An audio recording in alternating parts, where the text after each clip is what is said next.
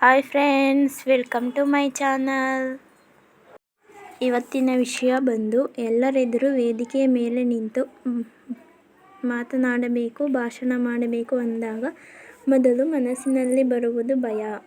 ನಮ್ಮಲ್ಲಿ ಇರುವಂತಹ ಭಯವನ್ನು ಕಡಿಮೆ ಮಾಡಿಕೊಂಡು ಎಲ್ಲರಿಗೂ ಇಷ್ಟವಾದ ರೀತಿಯಲ್ಲಿ ನಾವು ಅಂದುಕೊಂಡಂತಹ ಅಂಶಗಳನ್ನು ಎಲ್ಲರಿಗೂ ಮನಮುಟ್ಟುವಂತೆ ಭಾಷಣ ರೀತಿಯಲ್ಲಿ ಹೇಳುವುದು ಹೇಗೆ ಎಂದು ಇವತ್ತಿನ ವಿಡಿಯೋದಲ್ಲಿ ನೋಡುತ್ತಿದ್ದೇವೆ.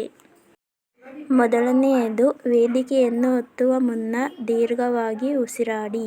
ಹೌದು, ನಮ್ಮಲ್ಲಿ ಇರುವಂತಹ ಭಯ ಕಡಿಮೆಯಾಗಬೇಕೆಂದರೆ ಈ ಟ್ರಿಕ್ಸ್ ಬಹಳನೇ ಉಪಯೋಗವಾಗುತ್ತದೆ. ಭಯ ಎಲ್ಲರಿಗೂ ಇರುತ್ತದೆ, ಅದು ಸಾಮಾನ್ಯ, ಅದು ಅಸಾಮಾನ್ಯ ಅಲ್ಲ. ನಮ್ಮ ಎದುರಿಗೆ ಕುಳಿತಿರುವಂಥವರು ಅಥವಾ ಕಾರ್ಯಕ್ರಮಕ್ಕೆ ಹಾಜರಾಗಿರುವವರು ನಮ್ಮಂತೆ. ನಾವು ಅಲ್ಲಿ ಏನು ದೊಡ್ಡ ಸಾಧನೆ ಮಾಡಲಿಕ್ಕೆ ಹೋಗುತ್ತಿಲ್ಲ, ಜಸ್ಟ್ ಭಾಷಣ ಮಾಡುತ್ತಿದ್ದೇವೆ. ನಾವು ಏನು ಹೇಳಬೇಕು ಅಂದುಕೊಂಡಿದ್ದೇವೆ ಅದನ್ನು ಹೇಳಕ್ಕೆ ಹೊರಟಿದ್ದೇವೆ ಅಷ್ಟೇ. ಆದ್ದರಿಂದ ಭಯ ಬೇಡ.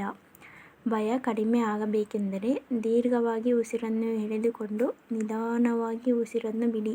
ಹೀಗೆ ಮಾಡುವುದರಿಂದ ನಿಮ್ಮ ಒಳಗೆ ಇರುವಂತಹ ಸ್ಟ್ರೆಸ್, ಭಯ ಕಡಿಮೆಯಾಗುತ್ತದೆ. ಇನ್ನು ಎರಡನೆಯದು, ವೇದಿಕೆ ಮೇಲಿರುವ ಹಾಗೂ ಭಾಗವಹಿಸಿರುವ ಎಲ್ಲರಿಗೂ ಶುಭಾಶಯಗಳನ್ನು ತಿಳಿಸುತ್ತಾ ನಗುಮುಖದೊಂದಿಗೆ ಭಾಷಣ ಆರಂಭಿಸಿ.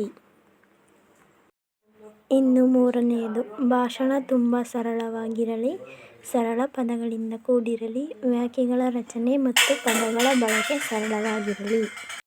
ಇನ್ನು ನಾಲ್ಕನೆಯದು, ದಿನದ ವಿಶೇಷತೆಯನ್ನು ಭಾಷಣದ ಮೊದಲು ನುಡಿಯಲ್ಲೇ ಸಮರ್ಪಕವಾಗಿ ತಿಳಿಸಿ. ಇನ್ನು ಐದನೆಯದು, ವಾಕ್ಯಗಳು ಚಿಕ್ಕದಾಗಿರಲಿ, ಭಾಷಣ ತುಂಬ ಹೆಚ್ಚು ಮತ್ತು ದೀರ್ಘವಾಗಿರಬಾರದು. ಇನ್ನು ಕೊನೆಯ ಅಂಶ, ಅತ್ಯಂತ ಸಕಾರಾತ್ಮಕವಾಗಿರಲಿ, ಭಾಷಣದ ಕೊನೆಯು ಧನಾತ್ಮಕವಾಗಿರಲಿ ಮತ್ತು ಎಲ್ಲರಿಗೂ ಧನ್ಯವಾದಗಳನ್ನು ಹೇಳಲು ಮರೆಯದಿರಿ.